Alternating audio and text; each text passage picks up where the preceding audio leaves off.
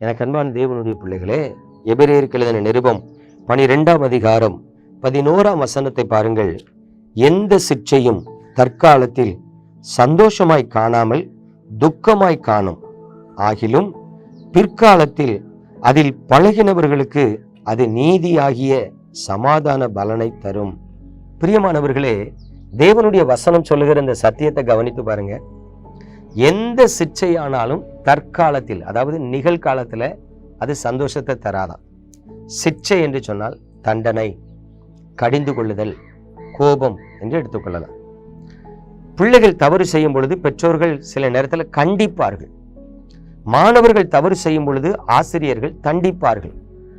அடிக்கும் போது பாருங்க, பிள்ளைகளுக்கு அது சந்தோஷமா இருக்காது, வலிக்கும். இந்த வாத்தியார் வந்தாலே அடிப்பாருப்பா அப்படின்னு சொல்ற பிள்ளைகள்லாம் இருக்காங்க. இதைத்தான் இங்க வேதவசனம் சொல்லுது, எந்த சிற்சையும் எந்த தண்டனையும் தற்காலத்துல சந்தோஷமா இருக்காதுப்பா. ஆனா அதுல நீ பழகிட்டினா அது உனக்கு நீதியாகிய சமாதான பலியத்தை. அல்லேலூயா. பாருங்க, ஆவிக்குரிய வாழ்க்கையில இஸ்ரவேல் ஜனங்கள் எத்தனையோ விசை தேவனுக்கு விரோதமா கலகம் பண்ணினார்கள், முரட்டாட்டம் பண்ணினார்கள்.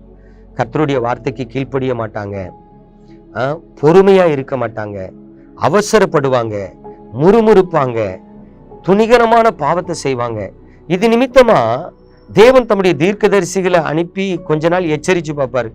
கடைசியில பாத்தீங்கன்னா அவர்களை சிறையிருப்புக்கு ஒப்பு கொடுத்துருவார். வா, நீ கீழ்ப்படியவே மாட்டிக்கா, முரட்டாட்டம் பண்ணிக்கிட்டு இருக்கா, விசுவாசம் இல்லாம இருக்கா. அதனால அந்நிய தேசத்துல அவர்களை விற்று போட்டுவார், அடிமைகளா. அப்படி அடிமைகளை விற்று போட்டதுனால இஸ்ரவேல் ஜனங்கள் ஒடுக்கப்பட்டாங்க, நொறுக்கப்பட்டாங்க.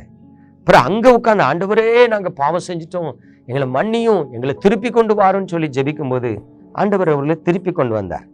பாருங்க, சிற்சை எதுக்கு, தண்டனை எதுக்கு? ஒரு மனிதன் தவறு செய்யக்கூடாது என்பதற்காக. தவறு செய்யும் பொழுது தண்டனை வரும், ஆனா அது தண்டிக்கப்படும் பொழுது சந்தோஷமா இருக்காது. ஆனா அதுல பழகிட்டோம்னுங்களா, ஓஹோ நான் தப்பு செஞ்சாதான் ஆண்டவர் எனக்கு ஒரு சின்ன தண்டனை தருவார்.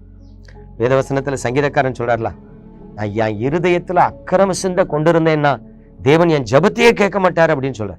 அப்ப கவனிங்க, பாவம் தேவனுடைய பிள்ளைக்கும் தேவனுக்கு இடையில ஒரு பெரிய பிளவை உண்டு பண்ணிரும். பாவம் நன்மையானதை தடுக்கும். அப்போ சிற்சை தான் வரும். சிற்சைங்கிறது சில நேரம் உங்களுக்கு வர வேண்டிய நன்மையை வரவிடாதபடி தடுக்கும், அது ஒரு சிற்சை. சிற்சைங்கிறது சில நேரம் உங்க ஜெபத்துக்கு தேவனிடத்துல இருந்து பதில் வராது, அதுவும் ஒரு சிற்சை. சிற்சைங்கிறது சில நேரம் நீங்க எங்கேயாவது உணர்ந்து கை காலை உடைச்சுக்கிடுவீங்க, அதுவும் ஒரு சிற்சை தான். பிரியமானவர்களே, ஆகவே தேவனுடைய சிற்சையை கண்டு சோர்ந்து போகாதீங்க, தேவன் சிற்சிக்கும்படிக்கு நடந்து கொள்ளாதீங்க. சிற்சை உங்களை திருத்துறதுக்கு, அது சமாதானத்தின் பாதையில நடத்துறதுக்குங்கிறத புரிந்து கொள்ளுங்க. நம்ம ஜெபிப்போமா? எங்கள் அன்பின் பரலோக தகப்பனே, பரிசுத்தமான காலை வேளைக்காய் ஸ்தோத்திரம். உங்க அன்பின் கரத்தில் உமது பிள்ளைகளை தருகிறேன், ஆசீர்வதிக்கிறேன். உடைய பிள்ளைகள் இந்த சிற்சையில பழகியிருப்பார்கள் என்றால் ஆண்டவரே, அந்த சமாதானம் அவர்களுக்கு உண்டாகட்டும். இனி தாங்கள் சிற்சிக்கப்படாதபடிக்கு கர்த்தருக்குள் தங்களை காத்துக்கொண்டு உண்மையாய் உத்தமமாய் வாழ்ந்து உங்க நாமத்தை மகிமைப்படுத்த கிருபை தாரும். இயேசு கிறிஸ்துவின் அன்பின் நாமத்தில் பிதாவே, ஆமென்.